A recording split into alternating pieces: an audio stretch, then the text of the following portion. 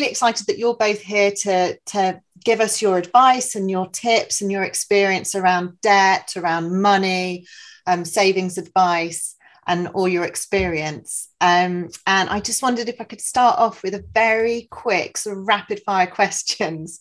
So we start off with, what's your best job and what's your worst job you've ever done? My best job is definitely this, because I get to be me. Like, people have always said, oh, you're a little bit odd, Gemma, you're a bit different, because I suppose I speak up when I say I can't do something, or I can't afford something, or I've wanted to do things in the past. Like, people always like look at me like, oh, you're really quirky, or like, yeah, I am different. And funny, Kerry says she never met anyone like her. People always say that about me. So I like this job because I can be me. I can talk and be me.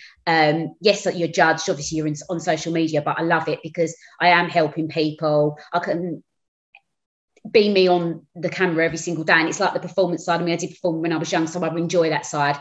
So yeah, definitely this is my favourite job I've ever done. And my worst job is mushroom picking, because basically it was terrible money. You used to stink.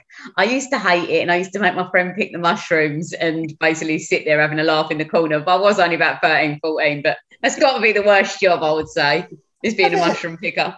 You're delegating even at that age. Definitely.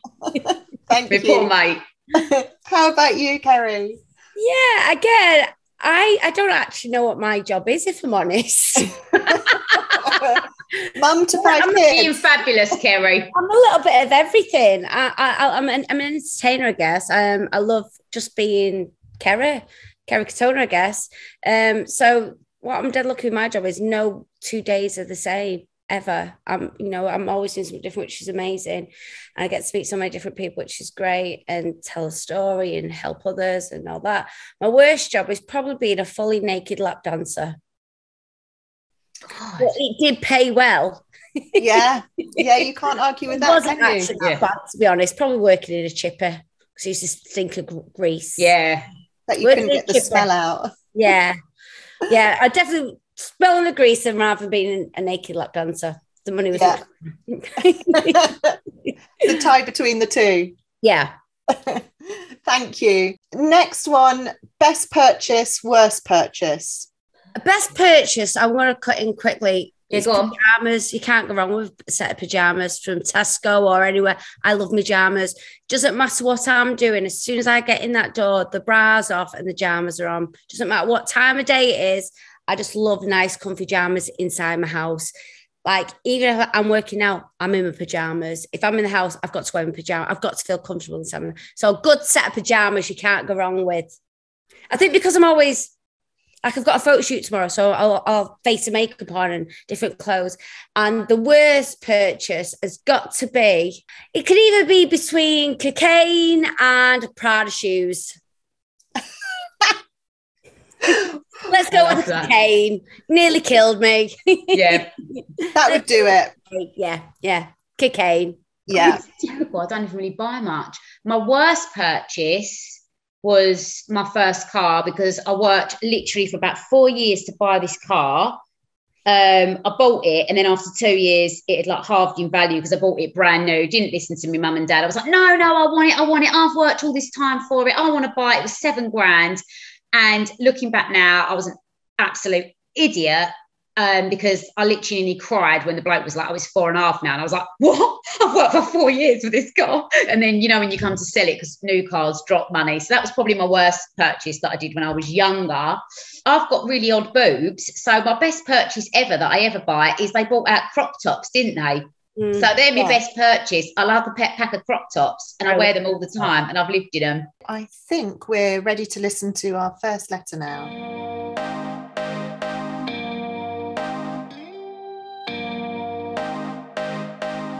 Dear Deidre, I've racked up a lot of debt over the past year and feel that I'm failing my son. Before the pandemic, I was studying for a master's in primary education and should have been qualified by September 2020. But my studies were put on hold and I was made redundant from my part-time job, and I'm now more than £12,000 in debt. I just want some financial stability for my 8-year-old son. I'm 36. Since I split from his mum 4 years ago, money's been really tight. I've even had suicidal thoughts because I can't give him the life he deserves. Please help. Kerry, I know that this is probably hitting a few buttons. I What are your initial thoughts? Yeah. Straight away, I want to jump in and say nobody's life is worth taking over money. And the amount of times I never understood it. I never understood suicide. My mum was always trying to kill herself. My mum was a self-harmer. She was slitting her wrist. She was always ODing. I thought that was a selfish thing to do. What about me? And I have 5 babies, and I was willing. I thought, well, if I die, they'll be better off without me. I can delegate them off to all the different dads that they've got, and they'll be better off. And, and I thought that is no way. I think what the gentleman has to understand as well, when you say the life that a child deserves, you are the center of your child's universe. You really are. And all they want from you is love. And that costs nothing. First and foremost, love costs nothing. Feeding the ducks costs nothing. Going for nice walks, playing games. That is all a child ever wants from their parent, is understanding, emotional support and love. That's all they ever want. That's my belief. And I know that's what my kids, I've been bankrupt twice now, and I have 5 kids. And especially when it comes to September, I think, oh my God, I've got to buy 5 lots of uniforms, 5 lots of PE kits, 5 lots of shoes and PE shoes and school bags. And I think, how am I going to do this? How am I literally going to do it? But I've managed it, and I have managed to get there in the end. And I do know as well, there's also a lot of financial advisors out there. I know there's a company called, I don't quote me on this, like Debt Owl as well, who can actually help sort out your financial issues and try to help you get back. Google lots of people. There's loads of places you can reach out for help and support on your financial situations and your studies and things like that. But don't ever feel like you're failing as a father or as a parent, because the one thing that your child needs from you is your love, and that's it. And the worst thing you could do is give up on yourself, because you're giving up on your child. So don't ever do that. Yeah. That's I haven't got the answer for him regards his debts, but as a child of a parent who was always trying to take their own life, and also then as a parent of children where I've wanted to take my own life due to money matters, it's not worth it. And I know when I've been on every side of the coin you can think of, even in my poorest times, I still have the best riches in my memories. If that makes any kind of sense. Oh, absolutely. Thank you. I think it's really, that's really important to remember, isn't it? And Gemma, I know you've spoken about anxiety about debt, and I'm sure similarly to Kerry, a lot of that anxiety must come from being able to provide for your children. I think every parent wants to give their children the best, but it is true, the best you can give them is, I did a thing the other day, like if they've got warm clothes on, they've got food on the table every day, they've got a loving home, then do you know what? They have got everything, and they don't need absolutely all these things. Don't worry about what other people are doing, just stay in your lane. And the most important thing with debt is talk to people, whether that is your friends, your family, somebody on social media that you don't even know, a celebrity you want to reach out to, whoever it is. Start speaking, because the minute you speak about it, people can help you. If people don't know you're in debt, then they can't help you. Don't be afraid to walk and say to your friends, I can't afford to do that. I've not got the money. I'm really, really sorry. Why don't you come over and we'll all bring a bottle, and we'll have a social time in the home together. It hasn't got to be an extravagant £300-400 meal. It can just be come over for the social time. Like, we're all having a lovely chat now. This is free. It's just talking. And anxiety is so bad and so real. I live with it every single day, and people that haven't got it don't understand it. And I understand that, because how can you? But what I will say is, when I start speaking about things, I feel better. And if you need to go to the doctors, or you need to speak to someone and you need medication, then open up and talk about it. I'm a great believer of, we can all walk in a room, and I hear it now on social media, like, and run in and say, oh my God, I just spent £1,000 on a handbag. Look at my new Gucci handbag. And people will post that. You never see somebody posting, I'm skint this month. That's like, oh, you can't post that. You can post you've got a new pair of Louboutin shoes. You can post that you're standing next to Ferrari. You can post that you've met a celebrity. And everybody's lives, no one's lives are perfect. There's all of us on this call. We've all got different lives, but we're probably very connected, where we've all had bad money times. We've all had times when we get depressed. We've all had really great times. We've all had lovely holidays. We've all had nice times with our kids.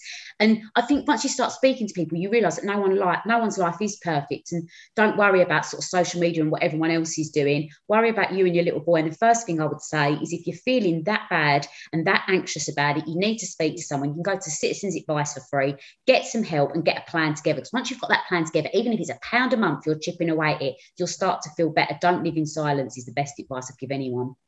One of the big issues, everyone who writes to us with debt struggles to be honest about it and actually embarrassed by it. Yeah. I think there's a big thing with, there's a stigma that comes along. Yeah. The one thing I learned about going from being this kid in foster home to then marrying my first husband, becoming a so-called, well, I was a millionaire, and then losing my money, going from having nothing to then all these people wanting to know you and be around you. And then my first bankruptcy, which in hindsight was the best thing that could have happened to me, they all just disappeared. Yeah. Just like little rats, they all just disappeared. And for me, that was, at the time you learn who your friends are, social climbers. Yeah, I probably got that many true friends in my life, 3. That's it. I mean, I don't have a social life. We don't go out. We work and it's the kids, working kids. And that's it. And for me, when I lost that money, I mean, I was like, oh, I've got to have my kids at private school, blah, blah, blah. And it was like, but I've still got my kids, I might have lost my homes, my houses, but I've still got my kids and I've got my health. And even though I've got my wealth back, there's no point in having wealth without your health. And if you're having suicidal thoughts, one thing I will also go and say, please go see a doctor. Please go speak to a doctor, and please don't ever feel embarrassed or ashamed. The very first lockdown we had, and I think I'm so open and honest about money, and when I've been skinned, I've never hid the fact of it from anybody. The first I had to sell my jukebox to pay me rent because I couldn't afford to pay the rent. I kept thinking, oh my God, how am I going to feed the kids? How am I going to feed the kids? I did an interview on it because I think it's so important when there's people like yourself, Sally and Gemma, when we have a platform like this, that we should be able to share and let other people know that it's okay not to be okay, keeping up with the who gives a shit what's going on with the Joneses next door, because they're no reflection on my life whatsoever. So who cares what goes on in these 4 walls with my kids? That's all that matters. And they don't care about you. That's a really important thing. Exactly. These people that talk down, like when I lost, I went through the similar thing. My husband walked out on me and I lost my home and everything overnight. And I was so bad, I can't even tell you, lost absolutely everything. Like that, the pain was so bad. I did a thing on it. And you do see who stays with you and who doesn't stay with you. And also then when you get successful and you do get money and you do well, people sometimes as well don't want to know and then get annoyed with you almost like, oh, well, now you're doing well, I'm not happy. Because I've always struggled my whole life, never, ever, ever earned good money, ever. I've always been so hard up and had to sort of, and obviously now my career is going in the right direction. You can then get people to be funny with you when you are doing well, which is what always has shocked me. 100%. And I've never ever saw that side because I've not been like you, Kerry, and had those massive highs because I've never been like that. So seeing that now, and I've had a few friends be odd with me. You can't win. People don't. What I'm trying to sort of say is you can't win whether if you're really, really poor, people don't want to know, some people, because they think, oh, you're not good enough. And then when you're doing really, really well, who do you think you are? So don't worry about others. 100%. I remember I had to sell my parrot for £20 to buy some Tampax. That's how skint we was, right? I think I must have been about 17 at the time. And then I got this record contract when I was 18. And I remember this lad wanted to borrow some CDs off me. And I went, oh, no, I've not listened to him yet. But because I was earning money and I said no, he was like, oh, you've changed. Well, no, even if I hadn't been doing what I was doing, I would have still said no, and you wouldn't have said any different. It's their response to you that is changed, not the other way around. So always remember that whether you're skin or you're doing well or you're confident, it doesn't matter. Just be true to who you are. And at the end of the day, on your deathbed, is it them next door who's keeping up with the Joneses that is going to be there next beside your bed? No, it's not. it's going to be your son. It's going to be your son that is there because you're the centre of his universe, and that's all that matters at the end of the day. I think either way, as you say, whether you're having the good times or the bad times, you find out who your friends are, your true friends, don't you? Yeah, massively. Yeah. I've got another letter for you. Are you ready? Yeah, I love it. Dear Deidre, my husband blew all our savings and even lost our home because of his cocaine addiction. He's 51 and works as a trader in London. He came to the job in later life and the money was good, but he worked hard and played hard too. And he started coming home late, and most times he was drunk. I found wraps in his suit jacket when I was taking it to the cleaners. I didn't know what it was, but he laughed at me, saying it was just a bit of Charlie. He said everyone does it in the city. He's emptied our bank account, and even used during lockdown. Now we're selling up so he can repay his debts. Our marriage is a mess. Please, can you help me? So the first thing I would say is, is he getting help? Is he wanting to change? That's the big thing. If people want to change, they can change. Now they can get the counselling, they can get the help, they can get the support. So the first thing I would sort of say is, is he trying to change, or is he like, well, I don't care, that's what I've done, and he's got that don't care attitude? That's probably the thing that she would obviously know herself, is if someone's willing to change, you can work with them, because although it's absolutely horrific, and I can't imagine being in that situation, it must be so horrific for her, it is a home, you can get things back, you know what I mean? Like money can come back. So I would firstly say is talk to him. If he's prepared to change and you can move on and rebuild, then great. And if he isn't prepared to change, then obviously she then needs to look at what she sort of wants out of her life and how she's going to react to that situation, because, it's obviously very, very hard for her to live with, but it's obviously, it's got to start with him really, hasn't it? And what he's going to do with the situation. Yeah, thank you. I think you're absolutely right. It comes down to, is he ready to try and change? Yeah. And then, Kerry, what would you be advising this lady? Well, being somebody who has been doing drugs, started doing drugs when I was 14, to the age of 28.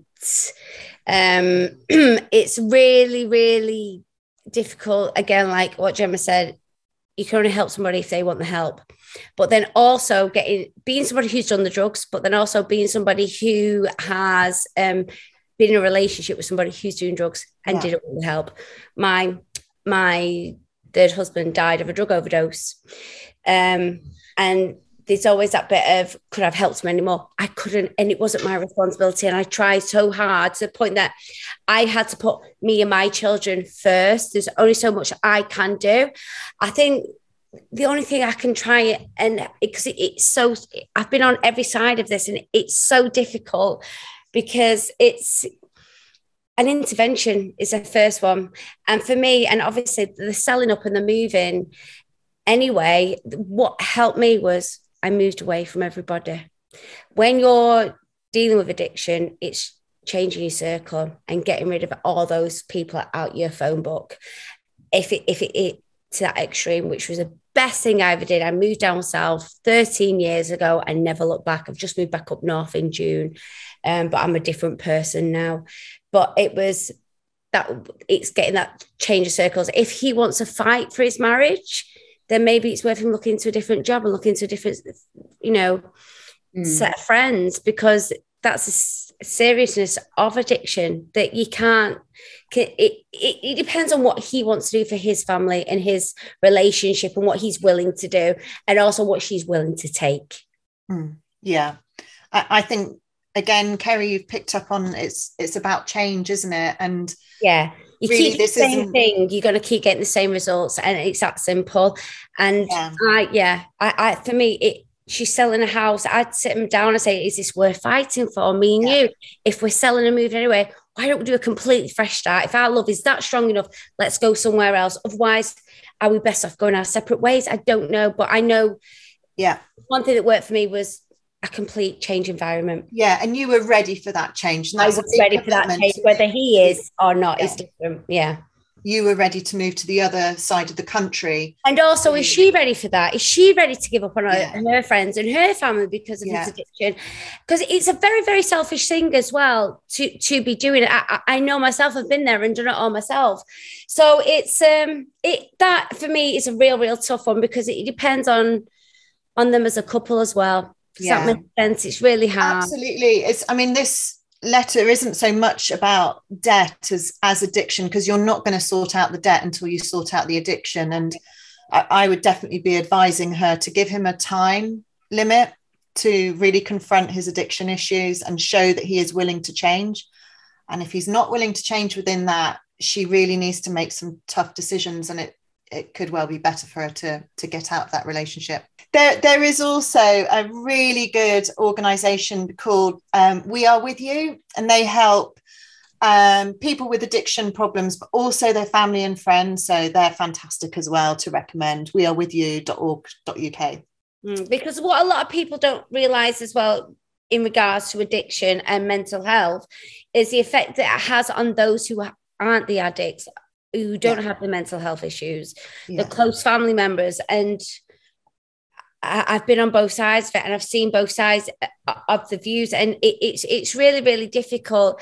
Again, it's what is he willing to do for the relationship? What's she willing to take for the relationship? Wow, that's so powerful, because Adam says that to me with my mental health, what you just said. How much you're willing to give and how much you're willing like to how it's hard for him if I'm having a bad. Yeah, it is. I mean, every time, and that's the one thing, like for my children, I got diagnosed with bipolar in 2005, and I got health anxiety. You have a fear over money. I don't like talking about money. My business partner is also my fiance, and I just skim over that. I don't like to listen because it scares me, because I've had so much drama with it, and also death anxiety. So at the point that I'll jump up with, oh my God, I'm dying. Oh my God, I've got a brain tumor.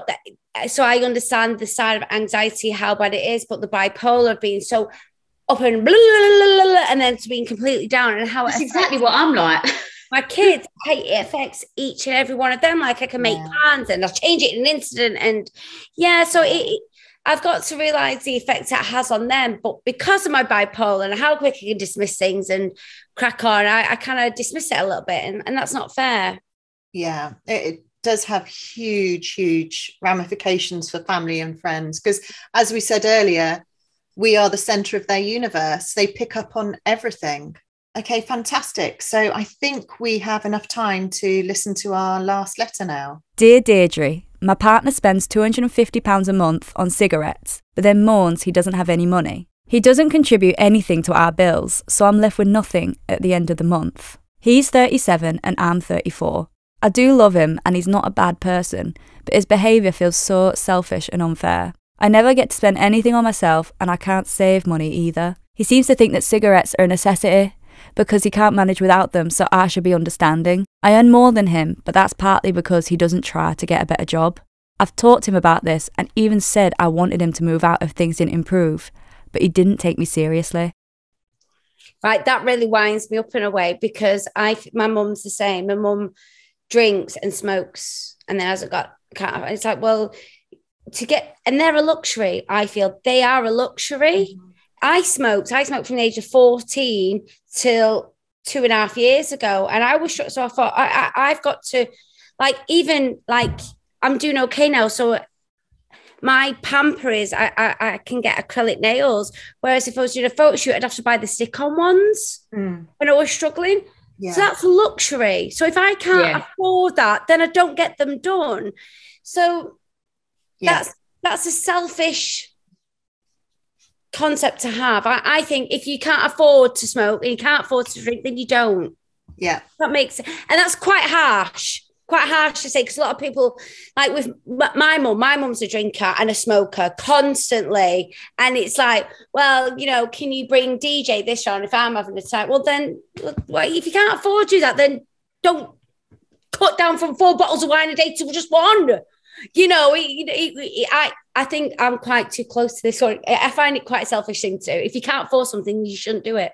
Yeah, and I can see that this is coming from the heart, Kerry, isn't it? Yeah, and being there myself, and my children have always come first. I don't mind what I wear. I'm not it's nice having materialistic things, but I'm not a materialistic person at all. So I'm not bothered about what the Joneses say or anything like that.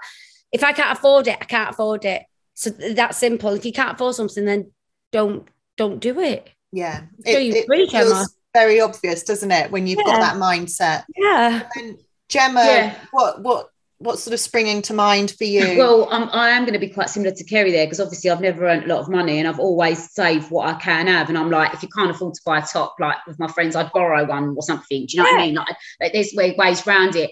I would sort of say, you know, if she's sort of saying I'm sort of threatening to leave over this, maybe she needs to be a bit more clearer and maybe clear out for the weekend, or even suggesting things like, if he's got an addiction on smoking, I understand that an addiction is an addiction. You know, it's very difficult to just go cold turkey and 100%. stop. But then maybe it's about making those steps forward, sitting him down and saying, okay, you're smoking 20 a day, for example. This week, let's smoke 15 a day. Next week, let's get it down to 10 a day. Let's get it down to 5 a day, and then let's get you off of them. You know, if he's not willing to even vaguely make a thing, and it's how important it is to you. Like, if it doesn't bother you that you've got no money at the end of the month and he's smoking and spending £250, then it doesn't matter. But obviously, start vaping and save some money. Yeah, that's a good idea, vaping.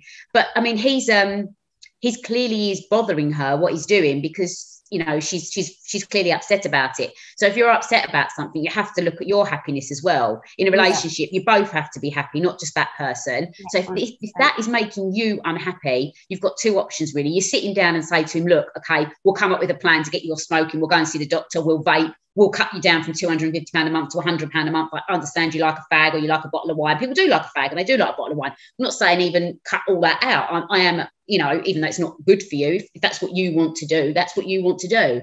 But if you can't afford to do something, you then have to look at, and if he's not prepared to do that, then she obviously needs to look at the relationship, I would say. And if that's not making her happy, maybe move on. Yeah, I agree. And we get a lot of people writing to us who bring us a debt or a money problem, but actually it's masking what is the real issue. So normally quite often people will talk about their debt problem within the relationship, but actually what's going on is a lack of commitment, or you know, flirting too much, going out and, you know, going to the pub and drinking too much and flirting with other women, and they don't feel ready to talk about that, so they talk about the money issue as a way of, is he just going out drinking and smoking too much? Yeah, exactly. Because we all have vices. We all enjoy certain things. You know, Kerry might like a glass of red wine, for example. No, don't like chocolate. I don't drink. So, but you see what I mean?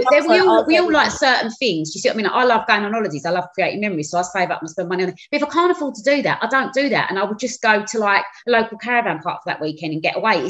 You have to live within your means. You know what I mean? I save up and have my holidays, but I only do what I can afford to do. Like, I can't afford to fly first class, so I don't. But I'm still going to go to America, but I'm doing it in my way. So it's about making choices, and you have to make choices, unfortunately, unless you've got £1 billion in the bank and every single resource is in the world to you, which is probably not even 1% of that entire population.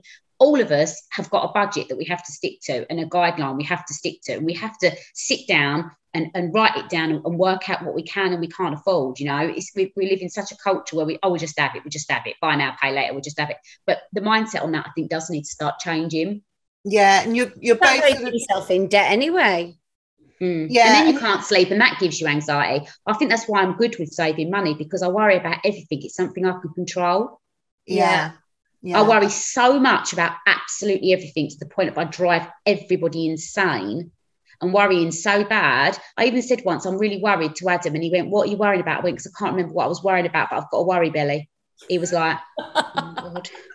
I understand now why you want to save, why you lock down that saving, because that gives you that comfort blanket that your finances are in good shape. Yeah, it's something I have control over. So it doesn't make me amazing that I'm good at saving money, or I've been careful with my money. Like, there's loads of things I can't do, but I think I can do that, because it would cause me worry, and that's a worry I've got control over, you know. Whereas I would literally say, pick up the phone to Kerry and say, oh my God, what do you think of this? Put the phone down to Kerry, ring you, Sally, what do you think of this? Then I'd ring my mum, and this is how I go on and on. After not giving you my number.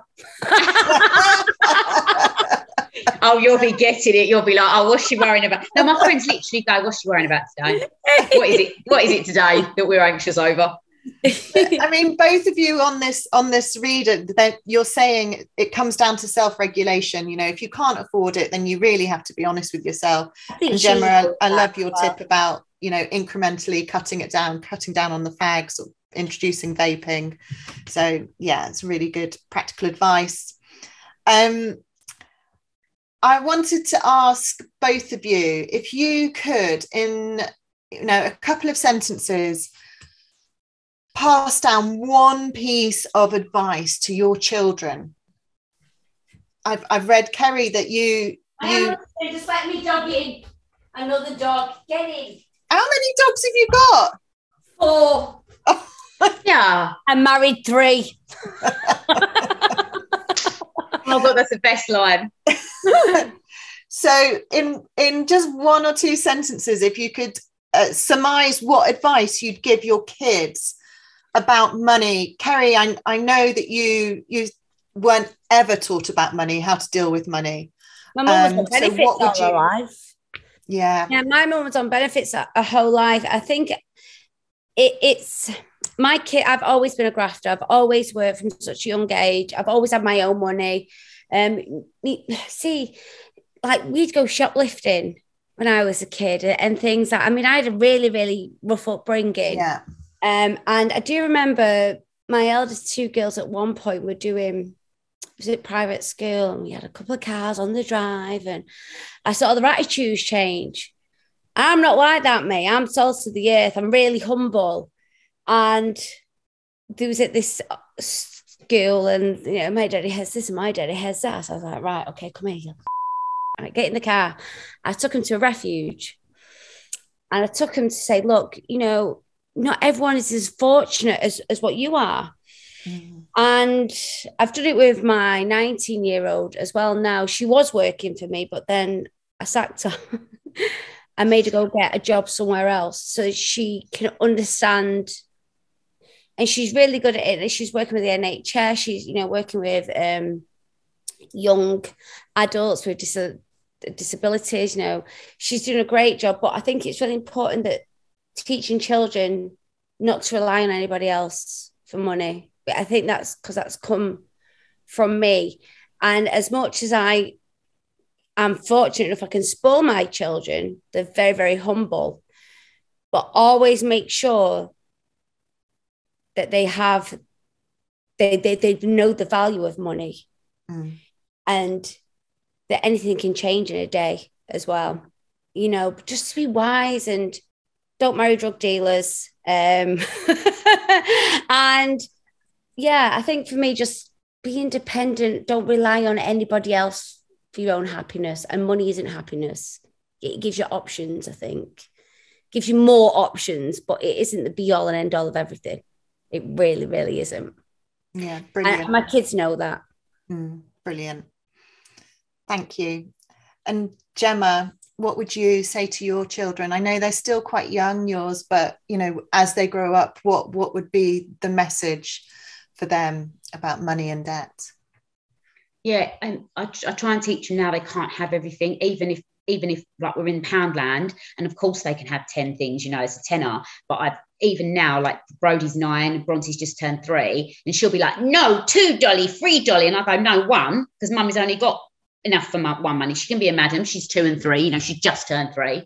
So when I go into the stores now, that's what I'm sort of teaching them is like, no, you can have 1 of those, and I make sure that they understand money. And I remember Brodie said to me ages ago, we went over the park. He must have been about 7 or 8. And he went, can I have an ice cream? The first day we was over there. I said, yeah, sure. Like, got him an ice cream. The next day we went to the park again. He went, can I have another ice cream? And I went, no, I bought you one yesterday. He went, oh, it's only £2. And I went, is that not a lot of money then? He went, no, it's only £2. So I said to him, what's a lot of money then? So I think he was 8. I think it was about a year and a half ago. He went, £10. I said, right. So if I buy you an ice cream every single day of this school holidays for 5 days, that cost mummy £10. He went, I said, that's why mummy can't afford it. So to him, £10 seemed like a huge amount of money and £2 didn't. So it's about sort of teaching them little life steps. You haven't got to ram money down their throats. And yes, I am in a fortunate situation where he could have an ice cream every single day. Does that mean I'm going to get him one? No, because he needs to understand the word no. And I do think that's absolutely fine to say to him, I'm afraid, no, you can't have that. And Brodie even says to me, we can't have that because it's a lot of money. And I go, yeah, that's right, Brodie. Even if it's a £5 and I can afford it, I want him to appreciate that when he gets things. And when he gets things, do you know what he's like? He literally goes, oh, my goodness me, thank you so much. Thank you so much. like if someone gave him something, like if you now gave Brody a packet of sweets, he'd be like, oh my God, can we go to Kerry's house again? She gave me a packet of sweets. Like he'd be so grateful for that. And I think that's lovely. Like nobody likes a spoilt child, actually. No one likes that. People like manners cost absolutely nothing. They are completely and utterly free. Please and thank yous. Agree with you. And my kids, even in my bankruptcy, they've never wanted for anything, but they've always known that I'm the one who's had to go working for what they've had to do. Like when our Heidi got her first phone, she was heartbroken, and I filmed it. And then 5 years later, she got a laptop when she turned 13 for school, and heartbroken. So to see that gratitude, and we live in a nice house, we have nice cars, we get to. But even no matter how much money you do have, knowing that they appreciate it and that they're humble, and that for me is a rich right there. And it really is. When you get no one does like that. And obviously I've got a 2-year-old, she's just 3, you know, Kerry. That's acceptable though. They do start off like that. But even now, like she's like, she had a massive kick off the other day. I gave her a sweet, I want another one. And it's just the principle of you kind of think. And I said, no, Bronte, you've had a sweet. Like, it's not good for her teeth. Why should, you know, she literally laid on the kitchen floor and she screamed the place down. And I just let her scream it out. And then she got over it. Sorry? Should have got next to and done the same. Yeah, I know. I've seen her clip on that.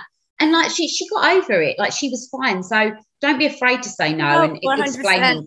Thank you both of you for coming in and for being so honest. You know, it's not always an easy topic. It hits a lot of very, very personal issues, isn't it? Money and debt. And you've both been absolutely fantastic and really candid. And I know that our listeners will really enjoy hearing your take on their problems. Good. It was lovely to meet you both. And you guys. And you.